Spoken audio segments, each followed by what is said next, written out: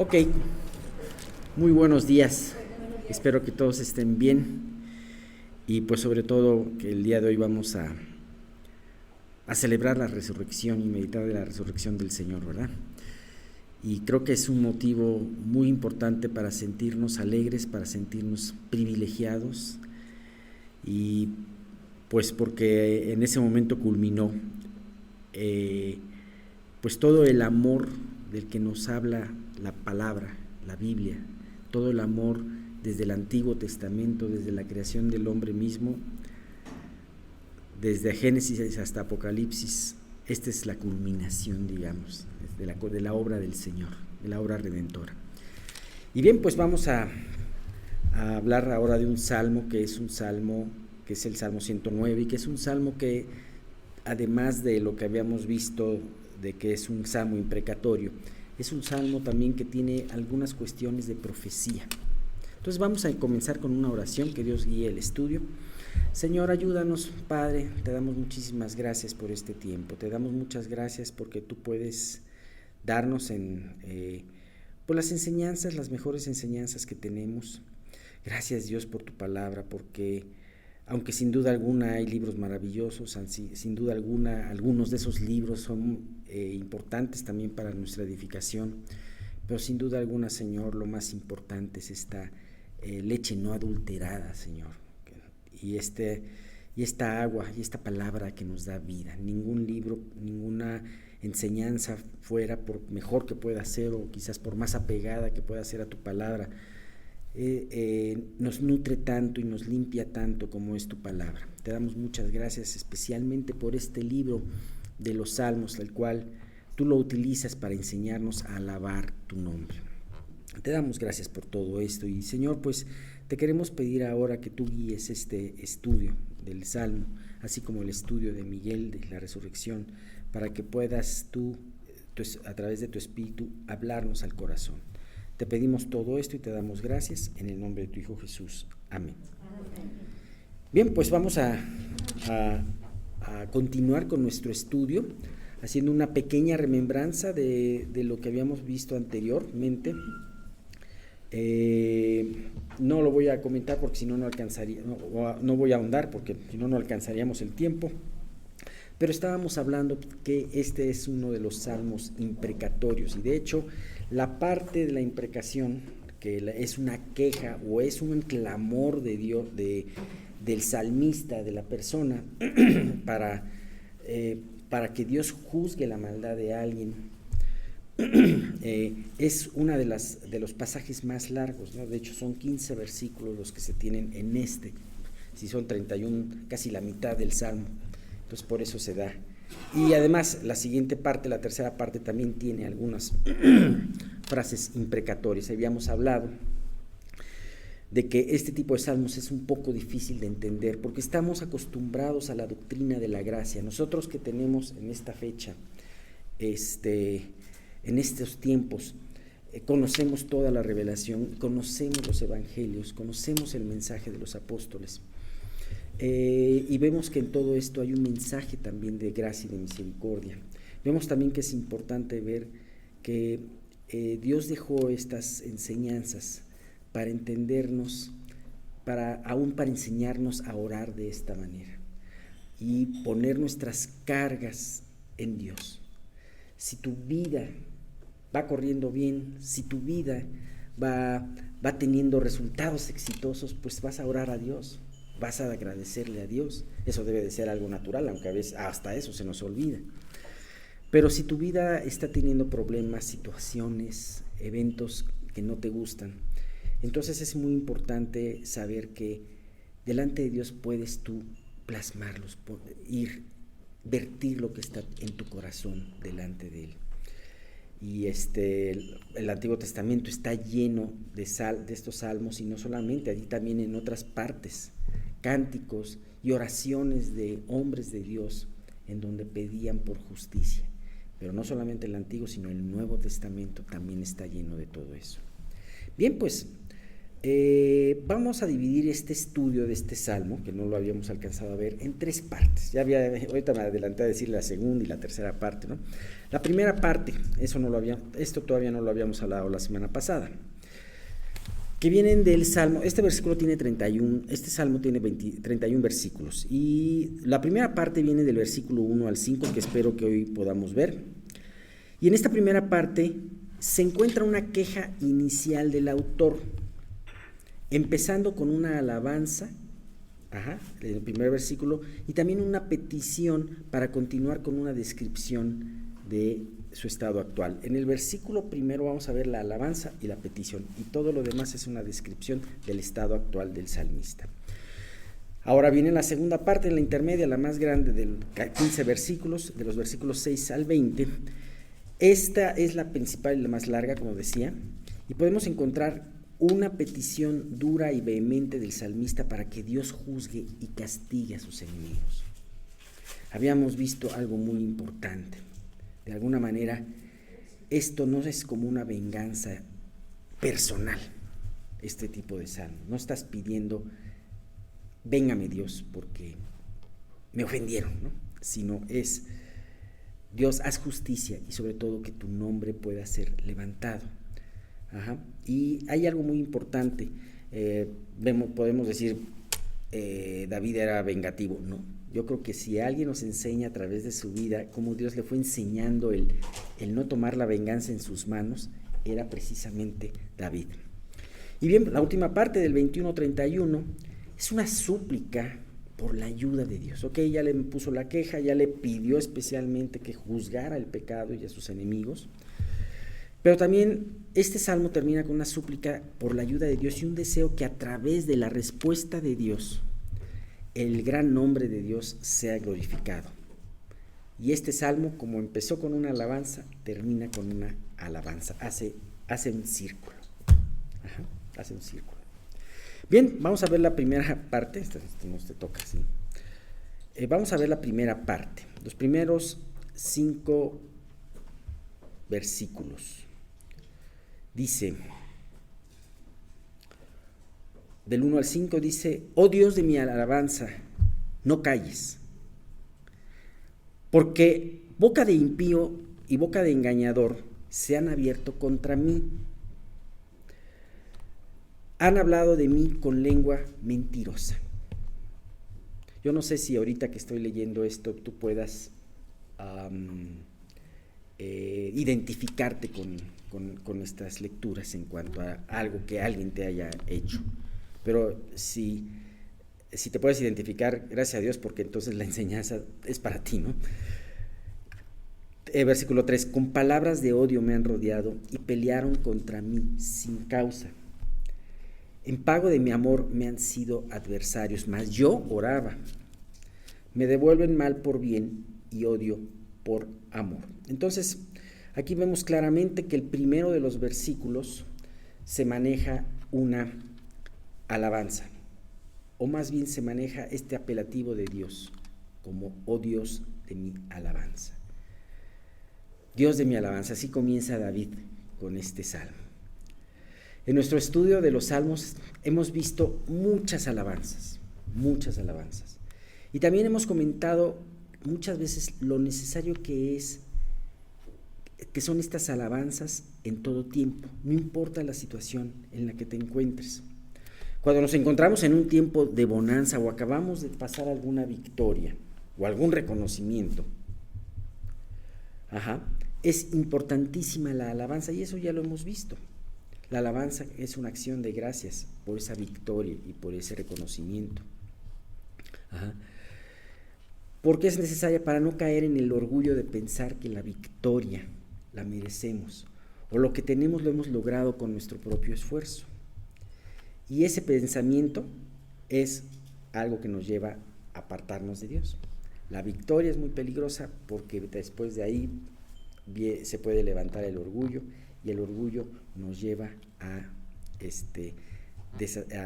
desechar a Dios, a alejarnos de Él. Por eso muchas veces dices: híjole, ¿por qué después de un tiempo de bonanza, de un tiempo de una victoria, viene una prueba?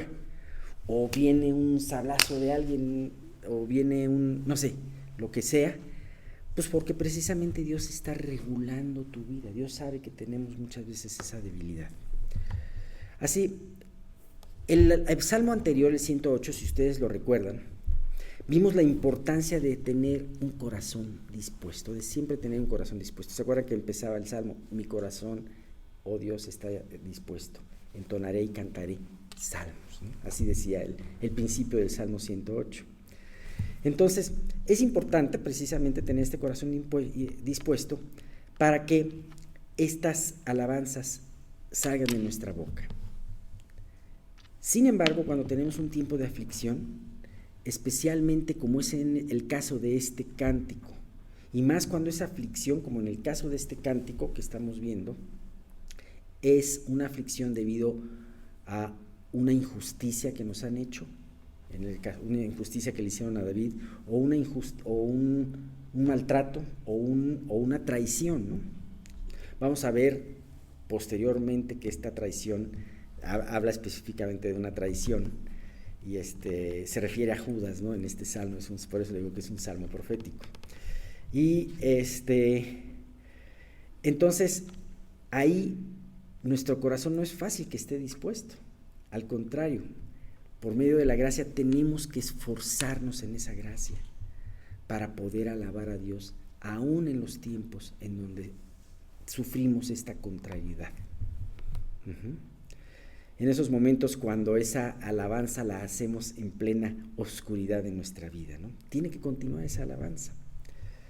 David aquí está pasando por una gran aflicción.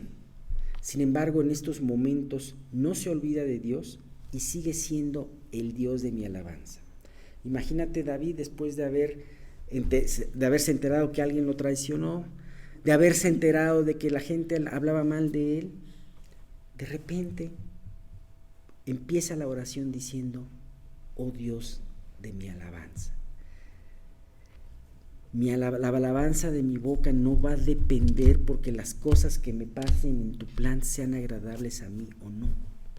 La alabanza va a continuar en mis labios a pesar de que lo que suceda no me guste, o a pesar de que la oración tal como te la pedí no me la respondas de esa manera. Entonces, por eso le decía, tú no vas a dejar de ser el Dios de mi alabanza, a pesar de estar pasando en situaciones obscuras, ¿no? ¿Qué diferencia del ejemplo de Israel cuando estaba en el desierto, ¿verdad? Cuando ellos tenían una necesidad y en vez de pedírsela o alabar a Dios, murmuraban de Dios. Y después de la murmuración, Dios todavía en su bondad y en su gracia obraba un gran milagro y los rescataba. Y ellos alababan por un ratito, se emocionaban por un rato por la respuesta, pero al día siguiente, a la vuelta de la esquina, estaba otra prueba y volvían a murmurar. Y muchas veces nosotros nos podemos parecer a esos israelitas, más parecer a esos israelitas que a David, en donde nosotros, nuestro estado de alabanza sube y baja con respecto a las situaciones que nos ocurren alrededor, en nosotros, ¿no? En vez de tener una constante. No que no tengamos sentimientos, no que no tengamos aflicciones, o sea, Dios no nos creó de acero, sino que nos hizo precisamente vulnerables para que podamos aún en esos momentos tener más necesidad de asistir al Señor. Ante la situación de una prueba terrible, los ejércitos de Dios alababan, a pesar de que el enemigo era peor, era más grande, y Dios trabajaba en ese momento derrotando al enemigo. Desde el caso del rey Josafat, en contra de 3 reinos muy poderosos, Edom, Moab y Amón, ¿no? Ustedes se acordarán, en la batalla de Beraca. Bien, en el Salmo 108, volviendo otra vez al Salmo 108, vimos que tener un corazón dispuesto era muy importante para una buena alabanza. Corazón dispuesto, una buena alabanza. Pero ahora en este Salmo vamos a ver que un corazón que ya está preparado por una buena alabanza, un corazón que está acostumbrado a alabar a Dios, por cada detalle, entonces podrá acercarse a Dios y poder exponerle la queja e imprecación de una manera correcta. Dios no había dejado de ser el Dios de la alabanza de David, así que en este salmo que vamos a ver, que es un poquito difícil de entender en ese sentido, él pudo llevar delante de Dios su queja y aún la imprecación que vamos a ver, sin caer en una murmuración en contra de Dios, una queja en contra de Dios, o un deseo motivado por el odio, por el orgullo o por la venganza personal, ¿no? Bien, las siguientes dos palabras muestran de una manera corta pero contundente la petición del corazón de David. Fíjate, muy sencilla, se resume: no calles. Al pedirle esto, David le suplicaba a Dios que no dejara de actuar ante la injusticia, ante lo que estaba sucediendo. David, con un corazón en su lugar, llegaba al lugar apropiado y podía decirle a Dios, a la persona apropiada, pedirle justicia. Verdaderamente, nunca podemos dejar de pedirle justicia. Vemos un mundo que nos aflige, vemos injusticia en nuestro país, injusticia en el mundo, pues es importante el llegar, y todo esto a veces nos aflige, y todo esto a veces nos puede desanimar. Sin embargo, es muy importante que, como David, con nuestra vista no sea nublada por la rabia y por la desesperanza de esa situación, y que esta prueba, la que estemos pasando, no nos lleve a la postración, sino a ejercitar nuestra fe y a empezar a hacer esas oraciones audaces que alguna vez hablamos. Audaces, ¿por qué? Porque con mucha vehemencia le dice: Dios, no calles, no dejes de actuar ante lo que está sucediendo. Establece tu justicia, establece tu juicio. Bien, vamos a ver los siguientes. Dice, porque boca del impío y boca de engañador se han abierto contra mí y han hablado con lengua mentirosa. Con palabras de odio me han rodeado y pelearon contra mí sin causa. Los siguientes versículos son una serie de peticiones. No es una petición, sino más bien está describiendo David su estado actual. Y está hablando no de cosas que él piensa que así son, no son cosas que le dañaron, como una verdad que alguien te dice: oye, pues en esto no actuaste bien, y entonces te molestas porque tu orgullo se molesta y porque alguien te enfrentó, ¿no? No, sino verdaderamente aquí estaba hablando de pecados que estaban relacionados con infringir la ley de Dios. Es muy importante poder dividir si la ofensa que tú tienes es una ofensa contra ti, que tu orgullo se ha levantado por esa ofensa, o si verdaderamente a través de esa ofensa se está actuando injustamente. Entonces, de este versículo podemos decir que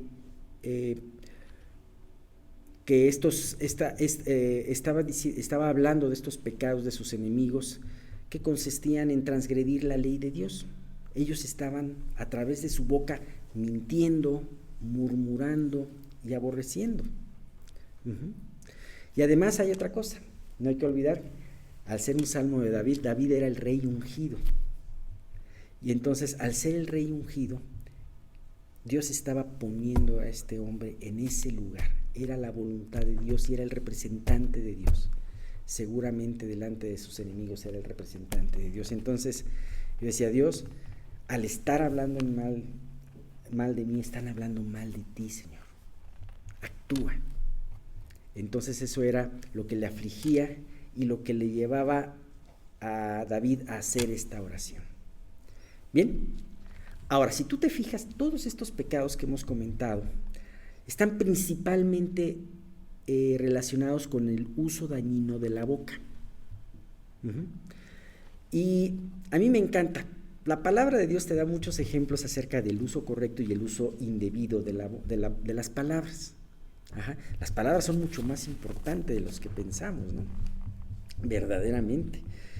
Y bueno, podríamos tomar varios versículos del libro de Proverbios. Proverbios habla mucho acerca del mal uso, del buen uso y del mal uso de las palabras.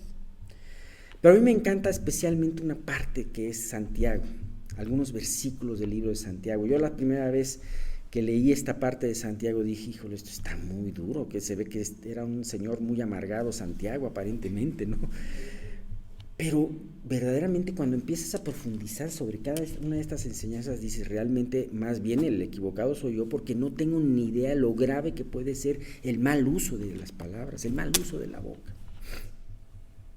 La otra vez estaba yo con el trabajo y estaba visitando a un cliente y le iban a pedir permiso de trabajo para trabajar el fin de semana al administrador del edificio. Y entonces la secretaria le dice, oiga, no vamos, oiga, ¿se podría trabajar el jueves y el viernes? Y entonces el jefe le dice, no empieces así en el pedido, o sea, no pidas así, dile, tenemos necesidad de trabajar el viernes y el jueves y viernes, ¿no? O sea, cambia mucho las cosas con las palabras, ¿no? Y en este caso era el jefe combinaba usar una palabra un poquito más agresiva, más agresivas para que no negaran el permiso, ¿no? Pero en nuestra forma de hablar y en nuestra forma de pedir está mucho de los problemas o de las soluciones que tenemos. Para Dios es muy importante. Entonces vamos a leer estos versículos. Primero es versículos Santiago 3, versículos 1 y 2. Dice, hermanos míos, no os hagáis muchos maestros, sabiendo que recibiremos mayor condenación. Porque todos ofendemos en muchas cosas. Si alguno no ofende en palabra, este es varón perfecto que también puede con freno gobernar todo el cuerpo. Yo creo que ninguna rutina de gimnasio o de deporte es tan difícil, ni siquiera los mejores malabaristas, los mejores corredores, ese entrenamiento es tan difícil como el domar la lengua. Verdaderamente el que doma la lengua es un campeón de campeones, pero solamente podemos domar la lengua pegados a Jesús, ¿no? Y vaya, qué ejemplo nos dio Jesús, de domar la lengua, qué impresionante, ¿no? Imagínate, estaba él, lo estaban acusando, lo estaban apresando, acusando, y de repente le dice el sumo sacerdote, a ver, háblame de esto, háblame de tu doctrina, y le dice Jesús, pregúntale a los que me escucharon. Ellos te dirán lo que yo decía, como diciendo, oye, yo no tengo nada que ocultar. Ellos van a ser la mejor prueba de lo que yo estaba diciendo, ¿no? Y entonces uno de los alguaciles del templo les suena una cachetada y le dice, así le hablas al sumo sacerdote. Dijo, y Jesús en otras palabras le dijo, si lo que yo dije no está bien, no está mal, entonces ¿por qué me pegas? Imagínate el rey del universo con esa mansedumbre, con esa dulzura, diciéndole, oye, no dije nada fuera de su lugar, entonces ¿por qué me pegas? Jesús apeló, pero dominó su lengua, ¿no? Es impresionante, y de todo esto habla Santiago. Versículos 5 al 6, así también la lengua es un miembro pequeño y se gloría de grandes cosas. He aquí un pequeño fuego, cuán grande bosque enciende. Y la lengua es un fuego, un mundo de maldad. Así la lengua está puesta entre nuestros miembros, la cual contamina todo el cuerpo e inflama toda la rueda de la creación, es inflamada por el infierno. ¿Sabes cómo han habido desastres y tragedias, por ejemplo, en un cine? Cuando a alguien bromista se le ocurre decir fuego y todo el mundo sale despavorido, ¿no? Ha habido ocasiones que así ha pasado, ¿no? Entonces, una pequeña palabra hace toda una tragedia, ¿no? Santiago 3 del 8 al 10 dice, pero ningún hombre puede domar la lengua, que es un mal que no puede ser refrenado, llena de veneno mortal. Con ella bendecimos al Dios y Padre, y con ella maldecimos a los hombres, los cuales son hechos a la semejanza de Dios. De una misma boca proceden bendición y maldición. Hermanos míos, no conviene que estas cosas sean así hechas. Yo sé que este capítulo 3 de Santiago sería muy interesante estudiarlo con mucho detenimiento, pero ahorita no lo vamos a hacer. Más bien hablar de de ese herir de boca que hizo los enemigos de David, ¿no? El herir de boca que hablaba también Jeremías, ¿no? Bien, en pocas palabras, con lo que hemos visto de esta parte de Santiago, la lengua es un miembro muy pequeño, pero que puede ocasionar grandes estragos en la vida propia y en la vida de los demás. Ajá. La lengua puede encender un pequeño fuego a través de puede encender un fuego a través de una pequeña mentira. Puede ofender a los demás, aún a los que más queremos, dejando cicatrices profundas en el alma. Las palabras, ya lo dice un proverbio, son como aquellas saetas agudas y venenosas. ¿Qué pasa muchas veces cuando nos enojamos? ¿Cómo atacamos? No atacamos de un golpe, de un trancazo, de una patada. Atacamos generalmente de un lenguazo, de la lengua, ¿no? El mal uso de la boca denota también la falta de amor y misericordia para con los demás. Muchas veces no se lo decimos a la persona, muchas veces no somos misericordiosos en hablar la verdad. Y muchas veces también de la forma como hablamos con alguien de los demás nos lleva a denotar falta de amor y falta de misericordia. Chismes. Y entonces esto da por resultado vidas arruinadas y relaciones arruinadas por causa de este pequeño miembro, ¿no? Chismes, malos entendidos, ofensas. Les conté que una vez mi hermano, unas amigas de un curso no le hablaron durante 3 meses, simple y sencillamente por un absurdo malentendido. Hablaron y el malentendido se quitó y volvieron a tener su amistad, ¿no? Pero es impresionante, ¿no? Ahora, aquí lo importante es cómo esto aplica a nosotros, ¿no? Es muy fácil aplicarlo. ¿Cómo usamos nuestras palabras? Y especialmente cómo las usamos cuando estamos enojados. ¿Nos gusta hablar de los defectos de alguien? ¿Hablamos más de los defectos de alguien que de las virtudes de alguien? Y especialmente cuando estamos enojados con ese alguien.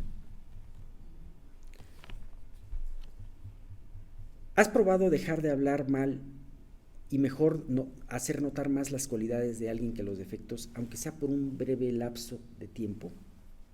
Fíjate, hay un programa de radio de una mujer cristiana que le hace un reto en general y dice, a la persona con la cual tengas tú problemas, haz el reto de dejar de hablar un comentario, el más mínimo, durante 30 días. Y mejor habla cosas buenas. Y entonces vas a ver, cuéntame qué pasa después de que cumplas esos 30 días, ¿no? Bien, estamos de acuerdo de que muchas veces tenemos que corregir.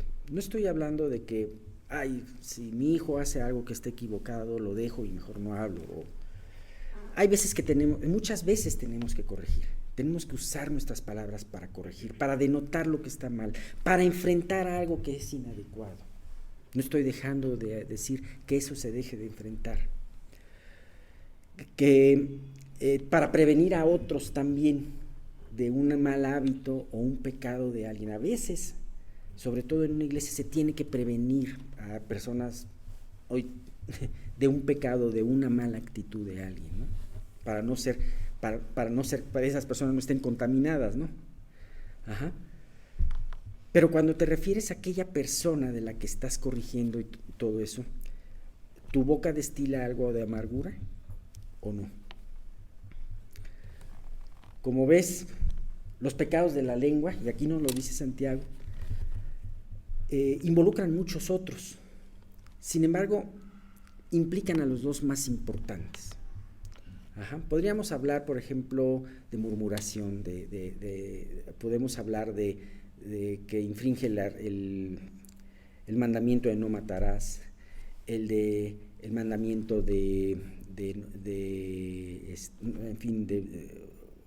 varios mandamientos, no hablar falso testimonio, varios mandamientos.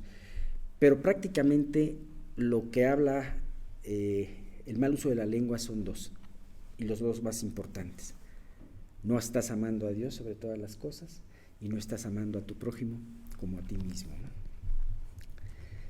Bien, yo creo que es muy importante hacer meditar en nuestra vida.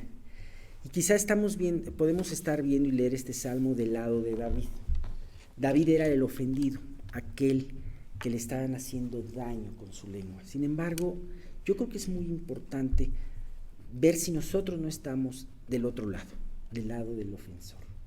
Y más que ponernos como víctimas, como del lado de David, realmente poder ver en nuestra vida, bueno, ok, perfecto, sí estamos conscientes que nos han ofendido. Sí estamos conscientes de que mucha gente ha comentado y ha dicho cosas injustas, pero nosotros, ¿cómo estamos en este punto? ¿Estamos realmente usando bien nuestra boca? ¿Estamos aprendiéndola a usar bien? ¿O de alguna manera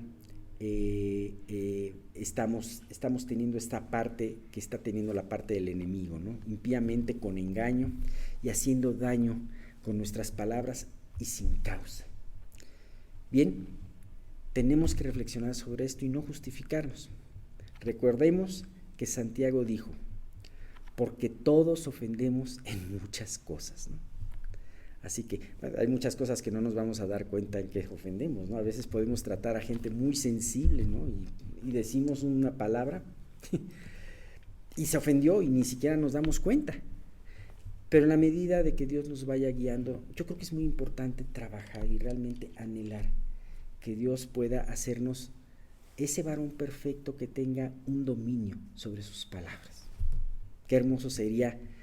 Yo sé que quizás en esta vida no lo lograríamos completamente, porque aquí dicen que todos ofendemos, pero sería hermoso haber aprendido lo que tenemos que aprender en esta vida acerca del uso de nuestra palabra. Bien, vamos a seguirle viendo este salmo el próximo domingo. Tenemos muchas cosas todavía que seguir compartiendo. Vamos a utilizar nuestra boca para cantar himnos. El Señor ha resucitado. Una de las cosas en las cuales nosotros debemos poner mucha atención después de haber estudiado la entrada triunfal a Jerusalén, luego pues todo lo que Él tuvo que sufrir en la cruz, la Pascua, lo que pasó en el huerto de Getsemaní, donde Él en su humanidad le pidió a Dios que si podía pasar de Él esa copa, pero siempre se ciñó a la voluntad de Dios diciendo no sea como yo quiero, sino como tú. Y sucede todo lo que nosotros ya sabemos. Lo crucifican, muere. Todavía vemos a este ladrón junto a Jesús cuando el otro prácticamente lo vitupera. Dice, ni aún estando en esta condición tienes tú temor. Nosotros estamos aquí por lo que nuestros hechos merecen, arrepentimiento. Pero ninguna culpa tuvo. Acuérdate de mí. Cuando vengas en tu reino, fe. Arrepentimiento, fe. Y es precisamente que Jesús le responde, hoy estarás conmigo en el paraíso. Y en un sentido, cada creyente que cree en Jesús, su vida ya cambió para siempre, por toda la eternidad. Cuando leemos el libro del Apocalipsis y vemos la última parte después de que Dios condena a la gran ramera y entra el reino milenario y después los cielos nuevos y la tierra nueva donde ya no existirá el mar, la ciudad de oro. Vemos que nos espera un futuro glorioso porque aún ya el milenio va a ser glorioso, pero después, cuando Jesús haya sometido a toda autoridad y a todo dominio y Él mismo se sujete al Padre, estaremos para siempre con el Señor sin ninguna afección, sin ningún retroceso, gozando de su amor. Pero hoy, siendo ya salvos de la mayoría de los que estamos aquí, Dios quiere que entendamos algo, se los voy a decir con un pasaje. Por lo cual dice: despiértate tú que duermes, y levántate de los muertos, y te alumbrará Cristo. Efesios 5:14. Todos nosotros vivimos en un estado de letargia espiritual a causa del pecado. Cuando nosotros venimos a Cristo y Dios nos perdona a todos, sentimos obviamente un gran alivio. Si verdaderamente apropiaste de este perdón, entonces Jesús te dice: yo te haré descansar, venid a mí los que están trabajados y cargados, y yo os haré descansar. Nosotros sabemos, como dice la primera carta de Juan, capítulo 5, 20-21, 19-20, dice: sabemos que somos de Dios y el mundo entero está bajo el maligno. Pero sabemos que el Hijo de Dios ha venido y nos ha dado entendimiento para conocer al que es verdadero. Y estamos en el verdadero, en su Hijo Jesucristo. Nadie podría discernir correctamente sino el que nace de nuevo y el Espíritu Santo le revele a Dios plenamente. Entonces, nosotros vemos desde la antigüedad cómo los grandes profetas de Dios han luchado con la fe del supuesto pueblo de Dios, en este caso Israel. Y supuesto está mal aplicado, sino el pueblo de Dios, porque los dones de Dios son irrevocables y un día Dios restaurará a esta nación. Pero Elías confrontó a Israel, dijo. Elías se paró frente a ellos y dijo: ¿hasta cuándo seguirán indecisos, titubeando entre dos opciones? Es la versión NTV. Si el Señor es Dios, síganlo. Pero si Baal es el verdadero Dios, entonces síganlo a él. Sin embargo, la gente se mantenía en absoluto silencio. Acababan de ver un gran milagro. Elías había vencido a los 250 profetas de Baal y Dios le había respondido a él en el sacrificio. Y aún así, su corazón estaba endurecido. Isaías predijo: nadie cree lo que hemos proclamado, nadie ha sido testigo del poder de Dios. Isaías 51:1, la Nueva Biblia Viva. Nadie cree lo que hemos proclamado. La otra versión: ¿quién ha creído a nuestro anuncio? Nadie ha sido testigo del poder de Dios. De hecho, muchos predicadores dicen que la conversión es un milagro más grande que la creación misma. Y es verdad, porque operan la fuerza celestial contra las fuerzas del mal que siempre nos llevan a la incredulidad, a dudar de Dios, a dudar de Jesús. Y nosotros vemos ya, remontándonos a la escena donde Jesús ya murió y lo enterraron, vemos a varios actores aquí. Y yo establecí más o menos un orden, está en la palabra, pero ¿cuál fue el impacto que tuvieron muchos de ellos? El primero, y a mí me impresiona mucho, es María Magdalena. Aquella mujer que estaba llena de pecados, que Dios había expulsado de ella aún demonios.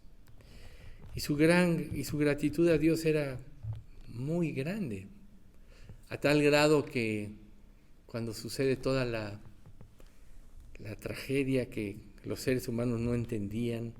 Todos pensaron que la muerte de Jesús era un fracaso. Aún Satanás creyó que si lograba que crucificaran o mataran a Jesús, ya se había acabado la situación. Pero la gran derrota de Satanás fue esa, que la crucifixión fue su victoria y la resurrección la evidencia de esta victoria. Entonces, María Magdalena se encontraba llorando fuera de la tumba, y mientras lloraba se agachó y miró adentro. Vio a 2 ángeles vestidos con vestiduras blancas, uno sentado a la cabecera y el otro a los pies, en el lugar donde había estado el cuerpo de Jesús. Apreciada mujer, ¿por qué lloras?, le preguntaron los ángeles. Porque se han llevado a mi Señor, contestó ella, y no sé dónde le han puesto. Dio la vuelta para irse y vio a alguien que estaba de pie allí. Era Jesús, pero ella no le reconoció. Apreciada mujer, ¿por qué lloras?, le preguntó Jesús. ¿A quién buscas?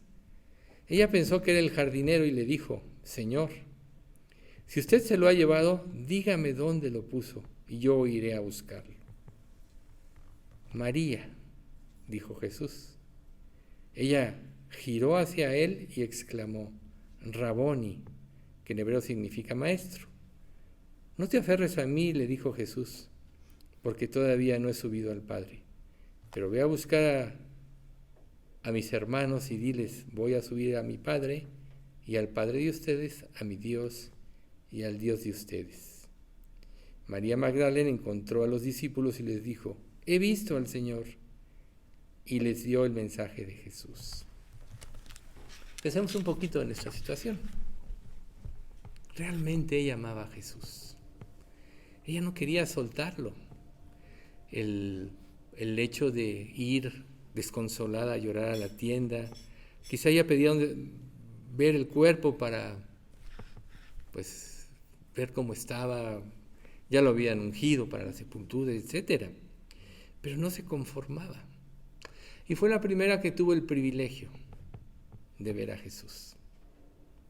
Entonces, nosotros debemos de preguntarnos, muchos no discernimos cosas de la muerte y de la resurrección de Cristo, porque seguramente nuestros corazones están muy endurecidos todavía. Y están endurecidos porque no hemos visto la magnitud de nuestro pecado, ni hemos apropiado el gran perdón de Dios y su misericordia. Ella sí lo hizo. Y esa gratitud le llevó a no quedarse satisfecha con solo lo que había visto. Ella quería seguir viendo a Jesús, ¿no? Quería de alguna manera seguir teniendo contacto con su cuerpo muerto, pero Dios fue más allá. Su respuesta fue tremenda. Se manifestó a ella. Y en la vida del creyente,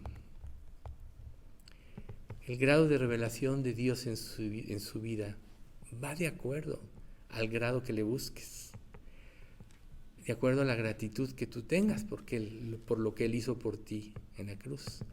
Va de acuerdo a tu insistencia. Aquí podemos aprender muchas cosas de María Magdalena. No se conformó. Podemos recordar la escena de Israel cuando lucha con el ángel que le dice, no te soltaré si no me bendices.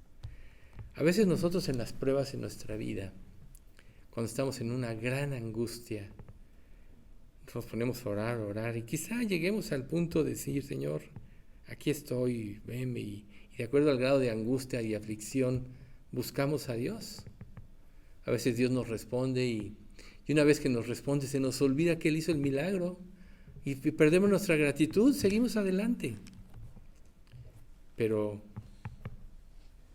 ella no dejó de ver a Cristo. Recuerden ustedes que la vez pasada introdujimos el mensaje con lo que Pablo dijo en 1 Corintios 2:2. Me propuse no saber otra cosa sino a Jesucristo y a este crucificado. Así le pasó a María. Y de hecho ella fue el instrumento que Dios usó para avisarle a sus discípulos. Y es algo aquí muy importante, dile a mis hermanos que has visto al Señor. Ella fue el instrumento que Dios usó. Dios ve el corazón de cada uno de nosotros. Sabe perfectamente lo que hay. De hecho, sabe más que lo que nosotros siquiera entendemos de nosotros mismos o discernimos.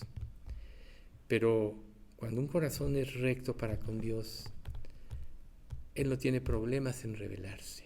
Y muchas veces Él no se revela porque nuestro corazón siempre lucha, ¿no? Como le dijo Elías al pueblo de Israel, ¿hasta cuándo claudicaréis entre dos pensamientos? ¿Hasta cuándo? ¿Qué no has visto los milagros de Dios? ¿Qué no has visto la nueva vida que yo te he dado porque has confiado en mí? ¿Qué no has visto mi poder? Y bueno, a veces nosotros somos ingratos. Vamos a la otra siguiente escena, los que iban al camino de Emaús. Y aquí, 2 de ellos iban el mismo día a una aldea llamada Emaús, que estaba a 70 estadios de Jerusalén. E iban hablando entre sí de todas aquellas cosas que habían acontecido. Sucedió que mientras hablaban y discutían entre sí, Jesús mismo se acercó y caminaba con ellos. Mas los ojos de ellos estaban velados para que no le conociesen. Y les dijo, ¿qué platicáis? ¿Qué pláticas son estas que tenéis entre vosotros mientras camináis? ¿Y por qué estáis tristes? Respondiendo uno de ellos, que se llamaba Cleofas, le dijo, ¿eres tú el único forastero en Jerusalén que no ha sabido las cosas que en ella han acontecido en estos días? Entonces él les dijo, ¿qué cosas? Y ellos le dijeron, de Jesús Nazareno, que fue varón profeta poderoso en obra y en palabra delante de Dios y de todo el pueblo. Y como le entregaron los principales sacerdotes y nuestros gobernantes a sentencia de muerte y le crucificaron, ¿y cómo le entregaron? Pero nosotros esperábamos que Él era el que había de redimir a Israel. Y ahora, además de esto, hoy es el 3er día que esto ha acontecido. Aunque también nos han asombrado algunas mujeres de entre nosotros, las cuales antes del día fueron al sepulcro y como no hallaron su cuerpo, vinieron diciendo que también habían visto visión de ángeles, quienes dijeron que Él vive. Y fueron algunos de los nuestros al sepulcro y hallaron, así como las mujeres habían dicho, pero a Él no le vieron. Entonces Él les dijo, oh insensatos y tardos de corazón para no creer todo lo que los profetas han dicho. ¿No era necesario que el Cristo padeciese estas cosas y que entrara en su gloria? Y comenzando desde Moisés y siguiendo por todos los profetas, les declaraba en todas las Escrituras lo que de Él decían. Llegaron a la aldea donde iban y Él se hizo como que iba más lejos. Mas ellos le obligaron a quedarse diciendo, quédate con nosotros, porque se hace tarde y el día ya ha declinado. Entró pues a quedarse con ellos y aconteció que estando sentado con ellos a la mesa, tomó el pan y lo bendijo, lo partió y les dijo. Entonces les fueron abiertos los ojos y le reconocieron. Mas Él desapareció de su vista. Y se decían el uno al otro, ¿no ardía nuestro corazón en nosotros mientras hablaba en el camino y cuando nos abría las Escrituras? Y levantándose en esa misma hora volvieron a Jerusalén y hallaron a los 11 reunidos y a los que estaban con ellos, que decían, ha resucitado el Señor, verdaderamente, y ha aparecido a Simón. Aquí vemos otra escena. Podemos comentar muchas cosas que vemos en la Biblia. Muchas de ellas quizá no comprendamos o no comprendemos aún. Pero tiene mucho que ver la consagración, nuestro deseo de estar con Jesús. Estos hombres, se menciona el nombre de Cleofas, uno de ellos, iban desconsolados porque igual no entendían el plan de Dios. ¿Cuántas veces nosotros no pasamos por pruebas o vivencias de nuestra vida y nos quejamos contra Dios o le perdemos la confianza porque no entendemos su plan? Pero vean ustedes al amoroso Jesús, cómo se presenta dentro de esta angustia que ellos tenían, en la conversación, y se introduce Él en sus vidas, explicándoles la verdad de las Escrituras. Aquí es impresionante cómo se menciona en este pasaje, que les abre tanto el Antiguo como el Nuevo Testamento, bueno, más bien, el Antiguo Testamento en este caso todavía, de todas las cosas que de Él se revelaban, o sea, se decían. Y para nosotros debe ser muy importante saber que Jesús está manifestado en toda su palabra. A lo mejor tú tienes libros favoritos y dices, yo prefiero leer este libro, el otro, aquello. El Antiguo Testamento está más difícil, me aburro, no entiendo las genealogías.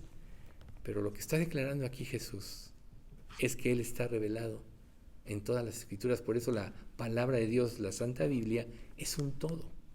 Pero lo más importante aquí es cómo Jesús les abrió. Jesús les decía a sus discípulos, yo no los voy a dejar huérfanos.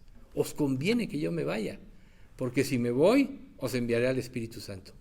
Él os recordará todo lo que yo os he dicho y les revelará todas las cosas. Cosas que nosotros, después de siglos, sabemos con certeza que sí, Dios siguió actuando a través de los apóstoles. Y como aún usó a Judas, su hermano, aquel que no creía en Él al principio, para poder hacer o desarrollar una epístola, ¿no? ¿Cuál es la actitud que nosotros tenemos, por tanto, en nuestra relación con Dios? Una vez iniciado el cristianismo, empezó a haber muchos conflictos entre los nuevos convertidos que ignoraban las Escrituras y el mismo pueblo de Israel que las conocía. Pero había una situación muy peculiar, había incredulidad. Le era más fácil a los gentiles entender. Por decir, aquellos que nunca han oído, verán y entenderán. Y los que su corazón estaba preparado para ello, no entendían, no veían. Ya les platiqué la vez pasada de este hombre judío con el que pude hablar. Cómo, o sea, conoce, pero no entiende, porque está velado. Y en nosotros puede estar velado Jesús todavía, por nuestra falta de disposición de buscarle y de vivir. ¿Qué es lo más importante en nuestra vida? Tenemos que evaluar. ¿Qué es lo más importante?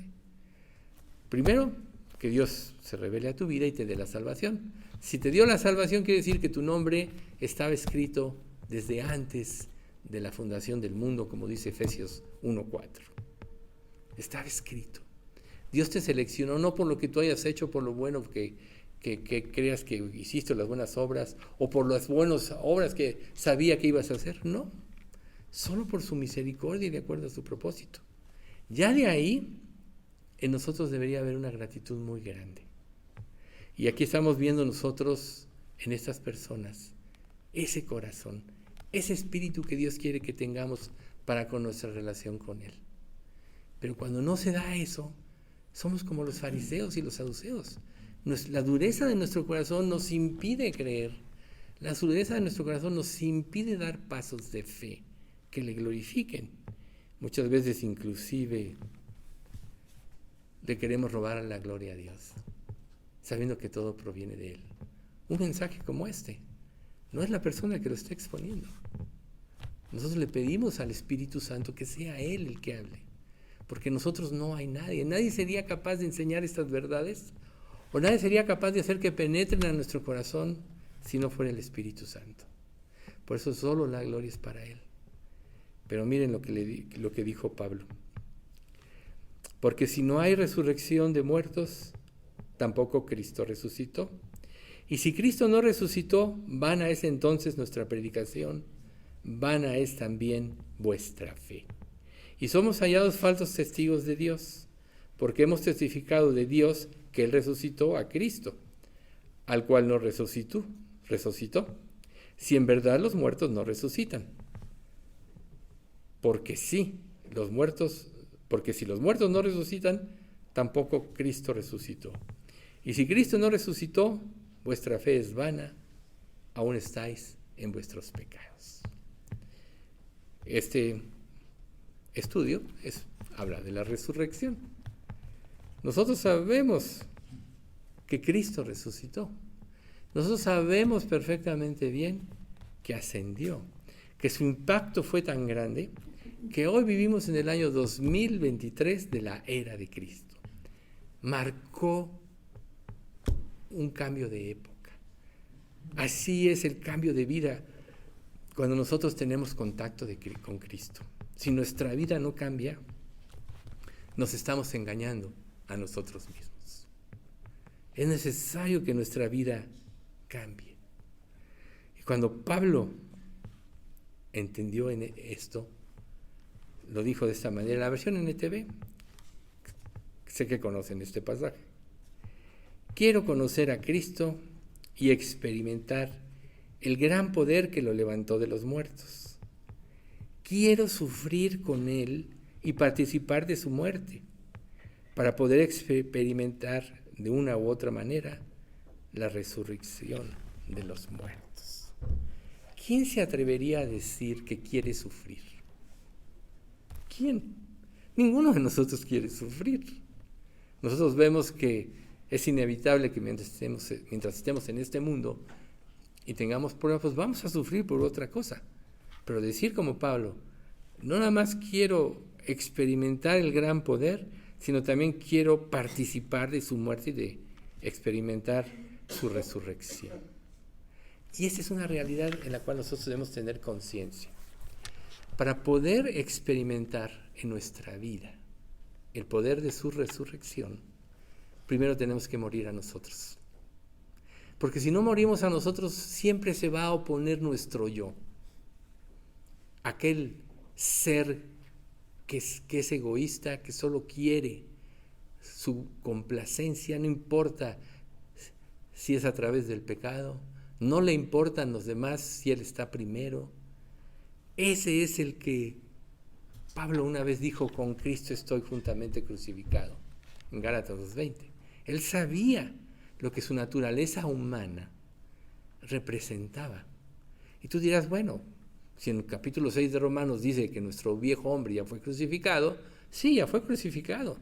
Ya nosotros tenemos una nueva naturaleza, pero nuestra naturaleza humana, que es lo que la Biblia en el Nuevo Testamento llama la carne, es rebelde, es opositora.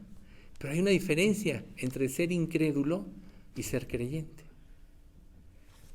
Que como creyentes, por medio del poder de Dios, del poder de su resurrección, podemos someter a este viejo hombre.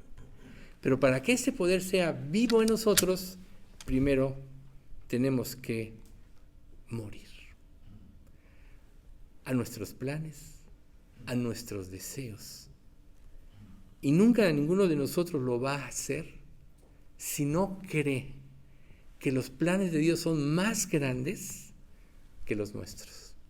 Y no nada más son más grandes. Los planes de Dios para la vida de cada uno van a trascender a la eternidad. Los nuestros no van a trascender. Lejos de trascender nuestros propios planes, nos van a privar de las recompensas que Dios nos quiere dar, porque no quisimos morir. ¿Quieres experimentar el poder de su resurrección? Entonces, tienes que morir. Y quizá te puedas hacer algunas preguntas. ¿Y en qué consiste este poder? ¿Y cómo puedo utilizarlo? Claro, Dios te está dando herramientas, ¿verdad? O sea, Dios, capítulo 6 de Efesios, nos dio la armadura divina, ¿no? Ahí vemos nosotros la descripción del soldado romano, el casco, la coraza de la fe, el cinturón de la verdad, los zapatos del apresto del Evangelio de la paz, la espada del Espíritu. Vemos todo este equipamiento que Dios dio, haciendo Pablo un comparativo del soldado romano que lo custodiaba en la prisión. Pablo escribió la carta de los Efesios en prisión. Quizá él pudo haber dicho, o como Juan, haya sentenciado a la isla de Patmos a morir, que por cierto se dice que sí, lo soltaron al último. Pero dice, ya no, estoy inútil, ya no voy a poder hacer nada, ¿no? Quizá Dios nos lleve a lugares donde tenemos que morir para verdaderamente usarnos. Nosotros no sabemos. Nosotros somos, si realmente nos convertimos, ya solo somos instrumentos en las manos de Dios. Para glorificarle tenemos que seguir el camino de su voluntad. Nosotros ya sabemos que Jesús nunca pecó, nunca desobedeció, siempre se sometió a Dios y por eso pudo ser el autor de eterna salvación a los que obedecen. Y Dios nos dejó a su iglesia, a cada creyente en lo particular, como un instrumento. Pero la eficacia de ese instrumento es precisamente someterse a Dios, morir a todo lo que Él es o desea para dar paso al plan de Dios. Entonces, nosotros tenemos que comprender en primera instancia lo que significó el sacrificio que Él hizo en la cruz. Significó nuestra redención al costo de un dolor infinito en su ser. Nadie lo hubiera podido pagar más que Dios mismo. Eso es lo que muchos no entienden. A veces le atribuyen o le dan alguna, digamos, alguna honra a ciertas personas que ante los ojos de la humanidad han sido seres muy espirituales o grandes líderes. Pero todos ellos murieron, no vencieron el pecado. Ahí están sus tumbas. Aquí lo importante del poder de la resurrección de Cristo es que Él venció el pecado. Es que se cumplió, hace rato hablábamos de que Jesús les explica a los del camino de Emaús desde el Antiguo Testamento.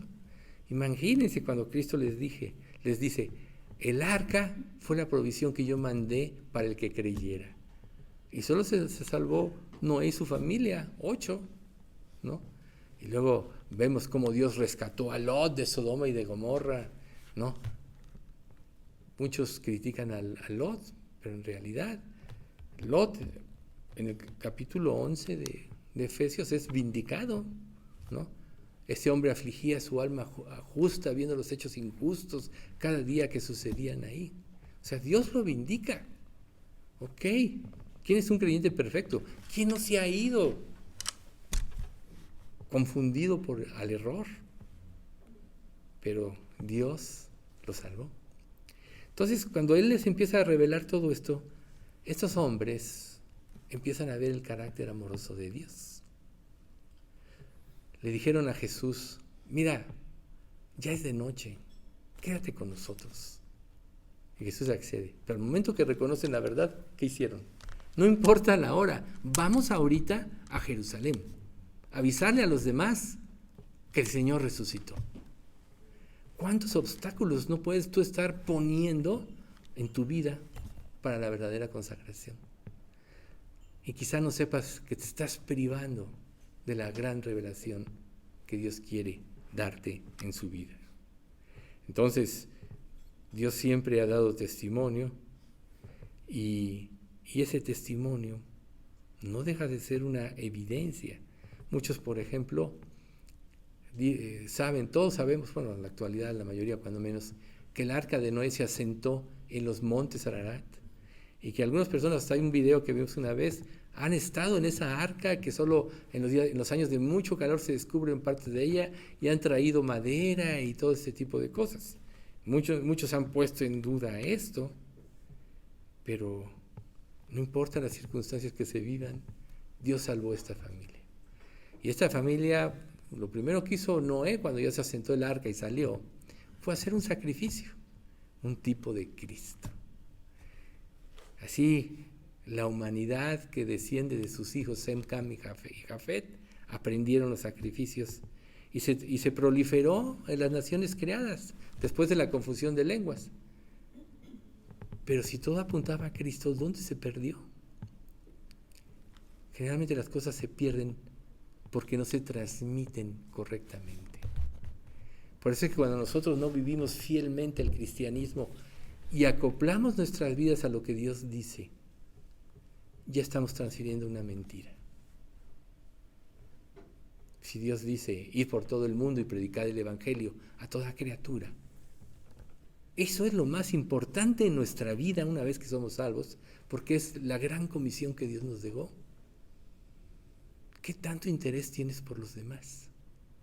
Y si no tienes tanto interés, ¿qué está pasando en ti? ¿Qué hay algo? ¿Qué mal hay? Recuerden, en la primera carta de Juan 5, 1 al 3 dice, sabemos que todo lo que es nacido de Dios, no, sabemos que somos hijos de Dios, no, perdón, se me fue de momento. Dice, todo aquel que cree que Jesús es el Cristo es nacido de Dios y conoce a Dios, la fe que salva. Todo aquel que ama al que engendró, o sea, a Dios, ama al que ha sido engendrado por Él, o sea, Jesucristo. Y nosotros sabemos que somos hijos de Dios. Pues ese es el amor a Dios. Perdón, el 2. Pero esto conocemos que amamos a los hijos de Dios, cuando amamos a Dios y guardamos sus mandamientos. O sea, en estos dos versículos, 1 y 2, de la primera carta de Juan, Dios te dice, si me amas vas a amar a quien yo envié. Y si amas a quien yo envié, vas a amar a todos los engendrados por mí, a todos los hijos de Dios. Cuando nosotros fallamos en esto, es porque no hemos comprendido la grandeza del amor de Dios.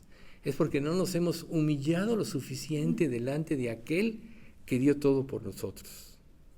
Entonces, vemos, por ejemplo, después del diluvio y años después, la Pascua, donde Dios libera a Israel a través de las 10 plagas. La última fue tremenda cuando los dejan ir, pero muchos en su corazón se regresaron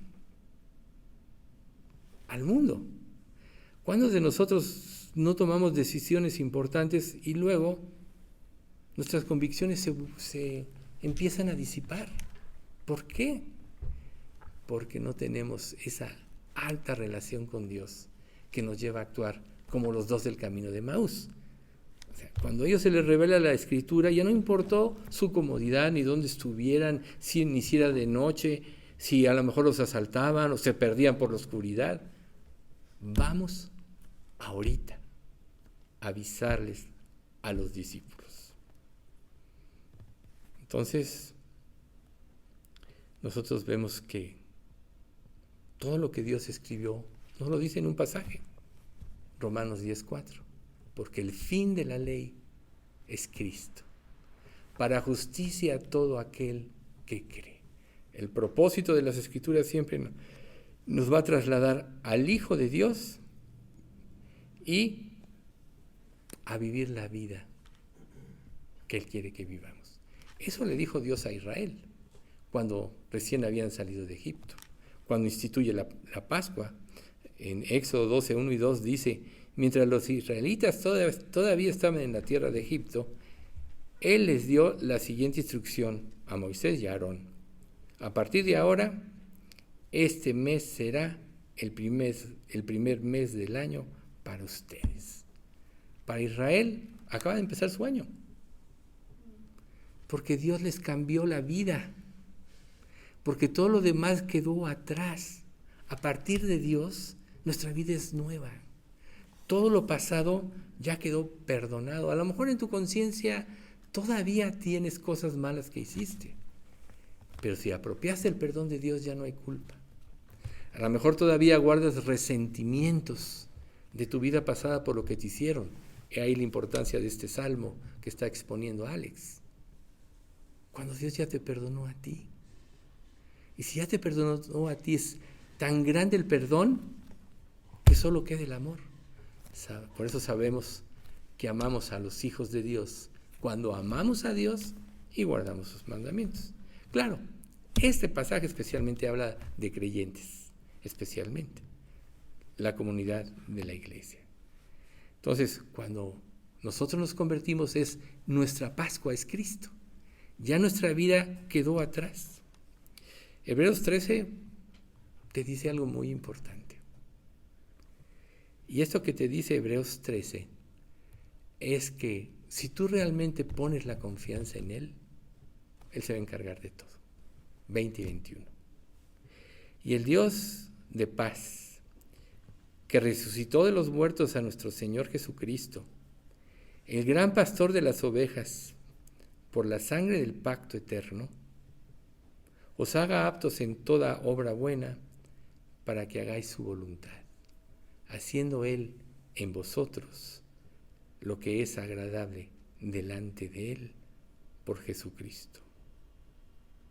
Haciendo Él en vosotros lo que es agradable delante de Él por Jesucristo. Por eso es tan importante que nosotros meditemos si en nuestra vida realmente hay una evidencia de que hemos resurgido a una nueva vida. ¿Hasta qué grado? Debemos preguntarnos. ¿Estamos viviendo en la consagración? ¿Qué significa estar consagrado? Vivir para Cristo, hacer su voluntad, obedecer todo lo que Él nos manda. ¿No es acaso tiempo hoy de quitar todo el lastre de nuestra vida? O sea, imagínate.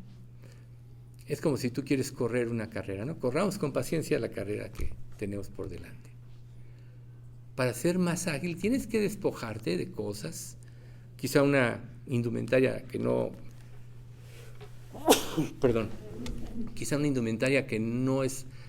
va con la carrera que vas a llevar. A lo mejor buscamos zapatos adecuados, tenis adecuados, ropa ligera, ¿no? O sea, cosas así para estar ágiles en la carrera.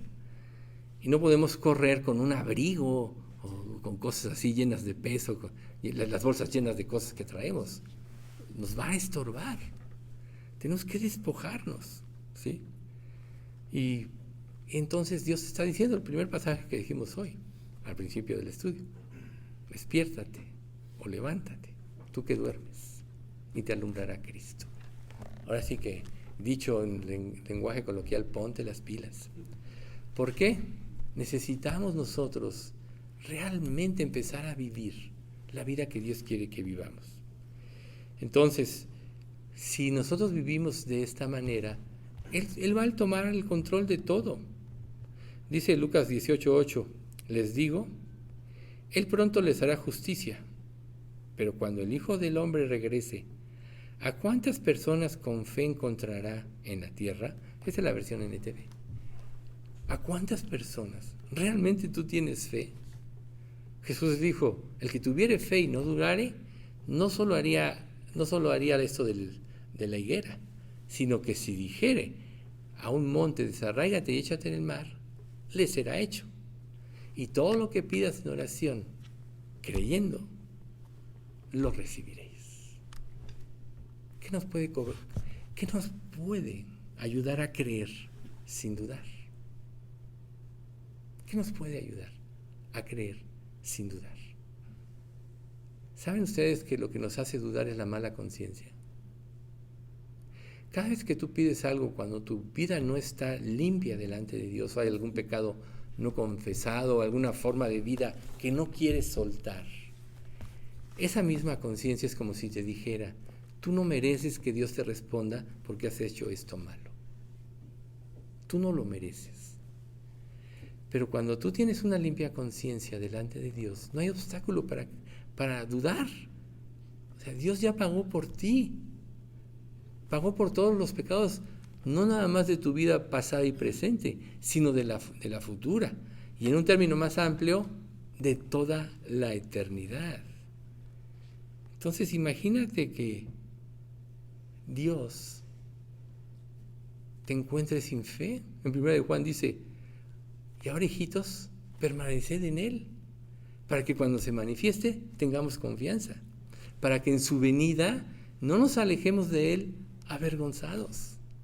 Imagínate que tú no quieras soltar tu forma de vida y que tú ahorita estás tomando conciencia que Dios te quiere hacer feliz por toda la eternidad y que las obras que te ha encomendado en esta vida van a repercutir para tu beneficio en toda la eternidad, y por algarrobas estás cambiando las obras que Dios tiene para ti y te están robando la felicidad eterna o parte de ella. Bueno,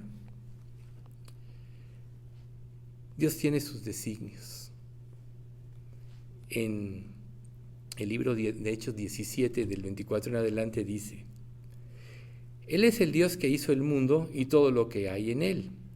Ya que es el Señor del cielo y de la tierra, no vive en templos hechos por hombres, y las manos humanas no pueden servirlo, porque Él no tiene ninguna necesidad.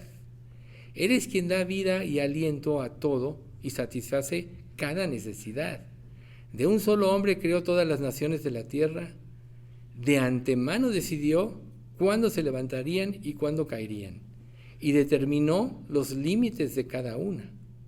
Su propósito era que las naciones buscaran a Dios y, quizá acercándose a tientas, le encontraran, aunque Él no está lejos de ninguno de nosotros, pues en Él vivimos, nos movemos y existimos. Como dijeron algunos de sus propios poetas, nosotros somos su descendencia. Y como esto es cierto, no debemos pensar en un Dios como un ídolo diseñado por artesanos y hecho de oro, plata o piedra. En la antigüedad, Dios pasó por alto la ignorancia de la gente acerca de estas cosas, pero ahora Él manda que todo el mundo, en todas partes, se arrepienta de sus pecados y vuelva a Él. Pues Él ha fijado un día para juzgar al mundo con justicia por el hombre que Él ha designado, y le demostró a todos quién es ese hombre al levantarlo de los muertos. Aquí tenemos una narración contundente de parte de Dios. Dios no te necesita. No hay nada que tú puedas hacer, así como un templo, para alabarlo, como aquí vemos aún en muchas iglesias que su templo es lo más importante, que lo construyeron. Quizá Dios a nosotros nos haga un favor, no teniendo un templo propio, que cambie la adoración a Dios por lo construido por el hombre. Dependemos cada mes de Él para estar aquí, y Él ha sido fiel para con nosotros. Entonces, no necesita Él de nadie, pero sí tiene mucho que dar. No necesita de tus obras, pero sí te ha encomendado obras para que lo glorifiquen, porque Él lo merece. Pero al glorificarlo a Él, te glorificas a ti mismo también, porque estás cumpliendo el propósito por el cual tú existes. Cuando una persona no entiende el propósito por el cual vino a este mundo, por el cual existe, es porque verdaderamente está en ceguera total. Es porque no ha abierto su corazón a Dios de tal forma que Dios se le revele, como a estos hombres de Emaús en el camino. Lo traían en su corazón, traían ese dolor por lo que Cristo padeció. Claro, su lloro se convirtió en gozo al verlo resucitado. La alegría cubrió toda duda, la alegría cubrió todo dolor, cubrió la incertidumbre del futuro. Nosotros sabemos que la mayoría de los apóstoles sufrieron, si no todos. Se nos narra de algunos, otros fueron muertos y no se nos narra, pero estuvieron dispuestos a darlo todo por aquel en el que creyeron. Y en el que creyeron demostró su victoria sobre el mundo y sobre el pecado por la resurrección. Entonces, sí, Dios creó todas las cosas. Sí, Él permitió el mal, pero para que fuésemos a Él en una mejor relación que criatura y creador. Una relación familiar, hijos y padres. ¿Qué le dijo Jesús a María? Dile a mis hermanos. O sea, nos hizo parte de la familia de Dios. Jesús es el primogénito de muchos hermanos, los que creemos. Somos coherederos de todas las cosas en Cristo. Ahorita vemos un mundo que se está destruyendo, que ya no tiene remedio. Después viene el reino milenario, donde Dios removerá toda isla, huirá de su lugar, toda montaña desaparecerá. Veremos una tierra diferente por 1000 años. Pero después, cuando Cristo entregue el reino a Dios Padre, Dios traerá un universo totalmente nuevo, sin relación alguna con el pecado, porque Dios ya habrá abatido o extinguido el mal hasta lo último. Nunca más habrá dolor ni sufrimiento. Nunca más te sentirás solo, porque Dios estará. Él será el templo de la nueva ciudad de Jerusalén.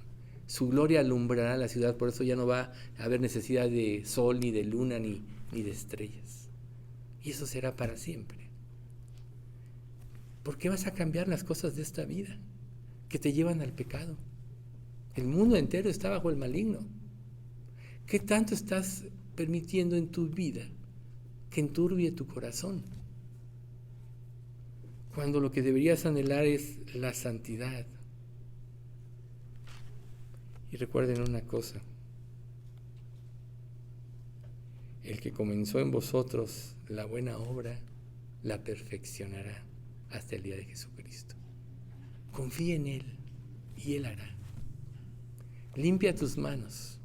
Y como dice Santiago, ¿no? Los de doble ánimo purifiquen sus corazones. Ya no estés entre dos pensamientos, como le dijo Elías a Israel. Si has conocido a Dios, síguele.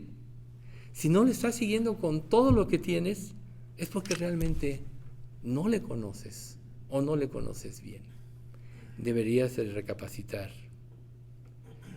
Pablo dijo: pues no me avergüenzo de la buena noticia acerca de Cristo, porque es poder de Dios en acción para salvar a todos los que creen, a los judíos primero y también a los gentiles. Esa buena noticia nos revela cómo Dios nos hace justos ante sus ojos, la cual se logra del principio al fin por medio de la fe. Como dicen las Escrituras, es por medio de la fe que el justo tiene vida. La fe no es algo que estés viendo, sino ya no sería una fe. Lo que ves no puede ser fe porque lo estás viendo.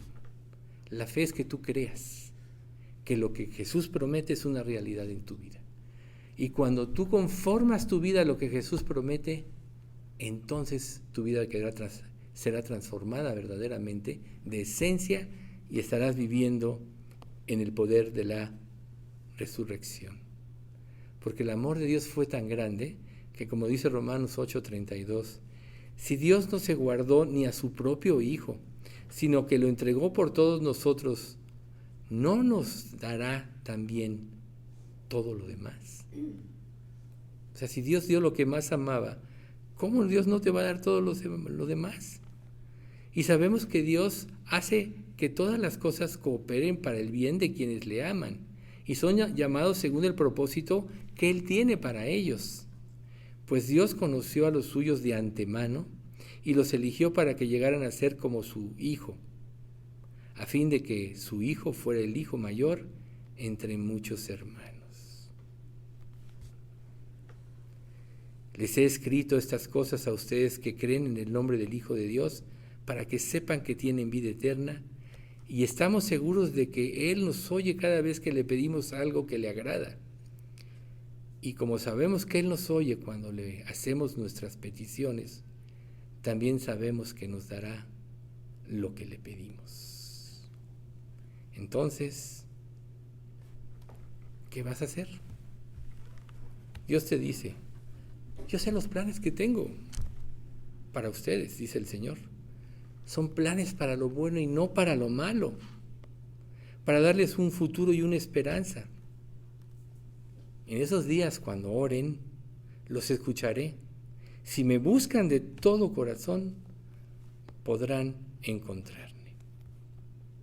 Por tanto, no pierdas el enfoque.